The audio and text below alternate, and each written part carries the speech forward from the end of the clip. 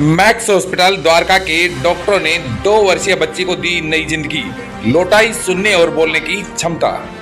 द्वारका स्थित max super speciality hospital के ENT विभाग के डायरेक्टर एवं यूनिट हेड डॉक्टर सुमित मृग व उसकी टीम ने एक डॉक्टर दंपति की 2 वर्षीय बेटी आराध्या की सफल कॉक्लियर इम्प्लांट सर्जरी कर उसे नई जिंदगी दी। जन्मजात हियरिंग लॉस से जूझ रही आराध्या अब सामान्य बच्चों की तरह सुन और बोल सकेगी। सफल ऑपरेशन के बाद पत्रकारों से बातचीत करते हुए डॉक्टर सुमित मृग ने बताया कि के लिए बहुत बहुत धन्यवाद। मैं डॉक्टर सुमित मृग, director and head ENT at max hospital Dwarka. मैं लगभग 17 साल से कॉक्लियर इम्प्लांट प्रोग्राम रन कर रहा हूं और करीबन कंट्री में 850 से ज्यादा मैंने कॉक्लियर इम्प्लांट के बच्चे ऑपरेट किए हैं। और आज हमारे साथ जुड़ी हैं डॉक्टर रेखा यादव, आराध्या की मदर, जो खुद एक डर्मेटोलॉजिस्ट हैं और रेवाड़ी से हैं। इनके हस्बैंड डॉक्टर पंकज, वो एक रेडियोलॉजिस्ट हैं। ये मैं आपको इसलिए कह रहा हूं कि पेरेंट्स दोनों डॉक्टर हैं। आप देखिए कि ये खुद एक बहुत रेप्यूटेड हॉस्पिटल से इन्होंने पढ़ाई की है और कॉक्लियर इम्प्लांट इनकी बच्ची ने अभी हमने किया, पहले एक कान किया फिर दूसरा कान किया।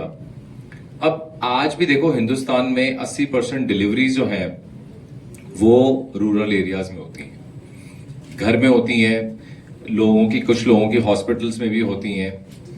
और ऐसा ही है कि न्यूबॉर्न स्क्रीनिंग प्रोग्राम जो ओटो अकूस्टिक एमिशन है, जिससे हम डे 1 पे पता लगा लेते हैं कि बच्चा सुनेगा या नहीं सुनेगा, ये आज डिस्ट्रिक्ट हॉस्पिटल्स में तो उपलब्ध है।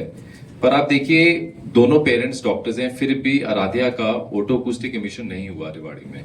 मतलब स्क्रीनिंग टेस्ट बर्थ पे नहीं हुआ, मिस हुआ।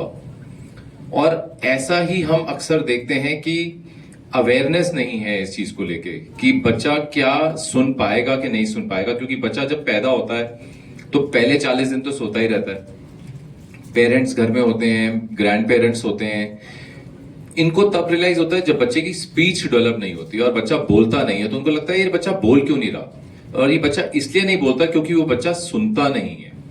और इसको चेक करने के लिए हमारे पास सिंपल एक ओटो अकूस्टिक एमिशन है जो डे ऑफ बर्थ पे आप ये कर सकते हो।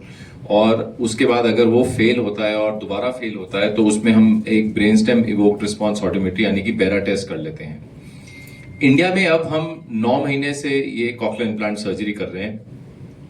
और सारा खेल आप देखें हिंदुस्तान में, अगर हम मेन स्ट्रीम एजुकेशन की बात करें, जैसे आराध्या नॉर्मल स्कूल जा रही है, आज बोल रही है, आप देख रहे हैं ये बात कर रही है अपनी मदर से भी। हमें पूरी कोशिश ये करनी है कि ये सर्जरी 9 महीने, 11 महीने और लेटेस्ट से लेटेस्ट 2 साल से पहले हो जानी चाहिए। और ये एक एग्जाम्पल है कि आज रेवाड़ी में, अभी last to last week Rewari एक मीटिंग के लिए गया। रेवाड़ी दिल्ली से कम नहीं है। आई थिंक रेवाड़ी में जितने हॉस्पिटल है, मुझे लगता है दिल्ली एनसीआर में इतने हॉस्पिटल नहीं है। बट हमें ये देखना है कि क्या हम अर्ली डिटेक्शन कर रहे हैं, नहीं कर रहे। क्योंकि सर्जरी का सक्सेस रेट डिपेंड करता है अर्ली डिटेक्शन पे और अर्ली रिहैबिलिटेशन के लिए। और इसमें हमारे साथ जुड़ी है समृद्धि निजावन, जो हमारी ऑडियोलॉजिस्ट और थेरेपिस्ट हैं। तो ये एक बहुत प्रमुख योगदान है इसमें। अब हम आराध्या की बात करें तो जब इसका बर्थ हुआ तो ओटो कमिशन नहीं हुआ। इसने कुछ 1-2 शब्द बोले बट स्पीच डेवलप नहीं हुई। तब पेरेंट्स को लगा कि बच्ची की स्पीच डेवलप क्यों नहीं हो रही। क्योंकि आमतौर पे आप देखो हम एक रूल फॉलो करते हैं कि 1 to walk यानी कि 1 साल पे चलना और 2 साल पे बोलना।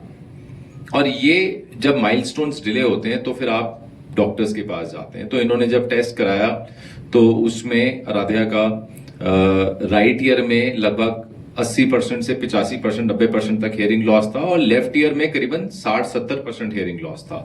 राधे को एक सिंड्रोमिक डेफनेस है जिसको हम बोलते हैं पेंडर्ड सिंड्रोम, जिसमें थायराइड डिसऑर्डर भी होता है। तो आप देखिए जिन बच्चों को हेयरिंग लॉस जन्मजात से होता है वो कई बार खाली कान को ही इन्वॉल्व नहीं करता, यानी कि कान के जो सुनाई का यंत्र कॉक्लिया है उसको ही अफेक्ट नहीं करता, बट शरीर के कुछ और हिस्सों को भी करता है। और ऐसे कई कॉम्प्लेक्स केसेस मैंने ऑपरेट किए हैं इंडिया में। और बहुत दूर दूर से हमारे पास बच्चे आते हैं जिसमें cardiac problems, renal problems, thyroid के इश्यूज, कई बार आप देखेंगे तो कॉकलिया अंदर जो सुनाई का यंत्र है वो डेवलप भी नहीं होता। आराध्या इस मामले में बहुत लकी रही क्योंकि जो इसको जेनेटिकली प्रूव किया कि ऑटोसोमल रिसेसिव जीन है SCL24A, जिसमें कॉकलिया भी इफेक्ट होता है और थायराइड टिश्यू भी इफेक्ट होता है और कुछ पोटेशियम सोडियम आयंस का एक्सचेंज इफेक्ट होता है, जिसकी वजह से बच्चे की हियरिंग लॉस हो जाता है। बट इसका कॉकलिया ठीक बना हुआ था, तो हमने इसका राइट ईयर में अगर आप देखें तो आराध्या ने हाइब्रिड इम्प्लांट पहना हुआ है। हाइब्रिड इम्प्लांट में क्या होता है कि लो फ्रीक्वेंसीज आपकी मेंटेन रहती हैं। तो जैसे आपने देखा होगा लोग हेयरिंग एड का यूज करते हैं जिनको हेयरिंग लॉस होता है, बट हेयरिंग लॉस वो सिवियर टू प्रोफाउंड कैटेगरी में नहीं होता, तो हेयरिंग एड कामयाब रहते हैं। तो आराध्या एक यूनिक केस है जिसमें हमने राइट ईयर इम्प्लांट किया हाइब्रिड टेक्नोलॉजी को यूज करके, जिसमें लो फ्रीक्वेंसीज हियरिंग एड प्रोवाइड करता है और हाई फ्रीक्वेंसीज इम्प्लांट प्रोवाइड करता है। और लेफ्ट ईयर में ये 1 साल तक हेयरिंग एड यूज करती रही क्योंकि इसकी सुनाई थोड़ी बची हुई थी और प्रोग्रेसिव लॉस हुआ 1 साल के बाद। हमने 1 साल बाद इसका नेक्सा इम्प्लांट किया जो बहुत ही लेटेस्ट टेक्नोलॉजी है, जिसमें पहली बार इम्प्लांट के अंदर चिप लगी है जो AI जनरेटेड है और जिसमें ऑटो प्रोग्रामिंग और ऑटो अपडेट्स हो जाएंगे आने वाले समय में। और आज नॉर्मल बोलती है, नॉर्मल सुन रही है, 1 साल से थेरेपी चल रही है। तो मेरा जो जोर है वो एक ही चीज पे है कि चाहे दिल्ली हो, चाहे रेवाड़ी हो, चाहे हरियाणा का कोई भी कस्बा हो, गांव हो, हमें फोकस करना है, जागरूक करना है पेरेंट्स को कि अगर आपका बच्चा कहीं भी बर्थ लेता है, चाहे वो घर में हो रहा है, चाहे आंगनवाड़ी वर्कर कर रहा है, चाहे PHP डिस्पेंसरी में हो रहा है, आप उसका डे 1 या with in first few days जब भी आपको लगे बच्चा स्टेबल है, मां स्टेबल है, उसका ऑटो अकूस्टिक एमिशन जरूर कराएं। इससे आपको डे 1 पे पता चल जाएगा कि ये बच्चा सुनेगा या नहीं सुनेगा।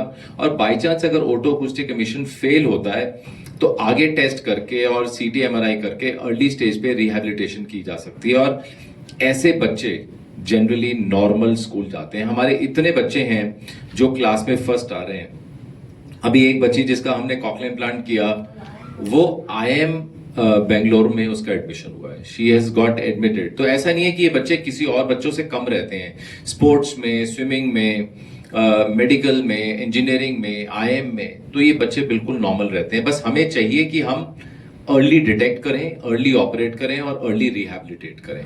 और इसके लिए हमें चाहिए एक टीम। कॉकलियर इम्प्लांट मुझसे इन्होंने पूछा कि डॉक्टर साहब आप रेवाड़ी में आके ऑपरेट कर देंगे।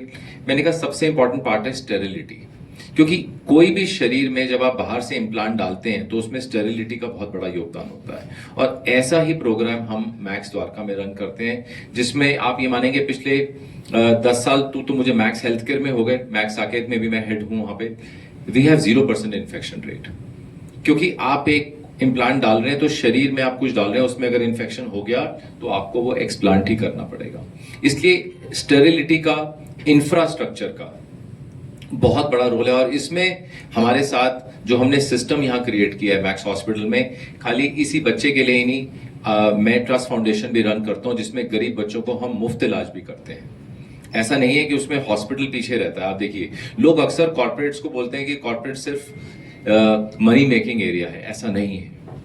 मैक्स हेल्थ केयर इस हमारे साथ बिल्कुल जुड़े हुए हैं, जिसमें पूरे हिंदुस्तान के कोने कोने से हमारे पास बच्चे आते हैं।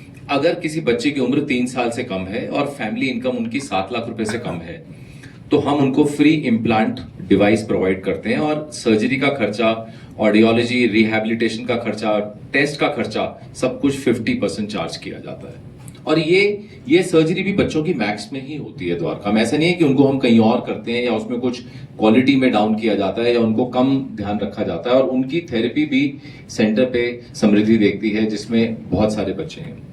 हमारी अपनी ट्रस्ट फाउंडेशन भी है, संकल्प ट्रस्ट फाउंडेशन, जिसके माध्यम से हम गरीब बच्चों को पार्शियल फंडिंग 2 से 2.5 लाख रुपए तक फंड प्रोवाइड करते हैं। जो पेरेंट्स अफोर्ड नहीं कर पाते उनको भी ये सुविधा दी जाती है, सिर्फ एक फोकस के साथ कि हम ऐसे बच्चों को अर्ली डिटेक्ट कर पाएं और अर्ली ऑपरेट कर पाएं और अर्ली रिहैबिलिटेट कर पाएं, ताकि ये सब बच्चे स्कूल जा पाएं और पढ़ पाएं, सुन पाएं, बोल पाएं और आगे चल के मेन स्ट्रीम एजुकेशन में जाएं, कॉलेजेस में जाके पढ़ें।